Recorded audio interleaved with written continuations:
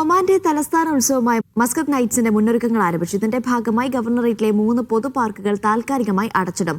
പുതുവർഷം മുതൽ ആരംഭിച്ച് ഒരു മാസം നീണ്ടു നിൽക്കുന്നതായിരിക്കും ഇപ്രാവശ്യത്തെ മസ്കത്ത് നൈറ്റ്സ്. ഒമാന്റെ തലസ്ഥാന ഉത്സവമായ മസ്കത്ത് നൈറ്റ്സിന്റെ അന്തിമ തയ്യാറെടുപ്പുകളിലാണ് മസ്കത്ത് മുനിസിപ്പാലിറ്റി. ഒരുക്കങ്ങൾക്കായി ഖുറം പാർക്ക് അടച്ചിട്ടിട്ടുണ്ട്. നസീം ഗാർഡനും അമരാത്ത് പാർക്കും ഡിസംബർ 7 മുതൽ താൽക്കാലികമായി അടക്കും. പൊതുജനങ്ങൾക്ക് ഇവിടേക്ക് പ്രവേശനം അനുവദിക്കില്ല. മസ്കത്ത് നൈറ്റ്സിന്റെ വൈവിധ്യമാർന്ന പരിപാടികൾക്കായുള്ള മുന്നൊരുക്ക പ്രവൃത്തികളാണ് വരും ദിവസങ്ങളിൽ ഇവിടെ നടക്കുക. കഴിഞ്ഞ മസ്കത്ത് നൈറ്റ്സിൽ നിന്ന് വ്യത്യസ്തമായി ഈ പതിപ്പ് പുതുവത്സരം മുതൽ ആരംഭിച്ച് ജനുവരി 31 വരെ നീണ്ടു നിൽക്കും. കഴിഞ്ഞ വർഷം ഡിസംബറിൽ ആരംഭിച്ച് പിന്നീട് ഫെബ്രുവരി വരെ നീട്ടുകയായിരുന്നു. 1.7 ദശലക്ഷത്തിലധികം സന്ദർശകരാണ് കഴിഞ്ഞ വർഷം പങ്കാളികളായത്. 1000-ലധികം ചെറുകിട ഇടത്തരം സംരംഭങ്ങളും പങ്കെടുത്തു.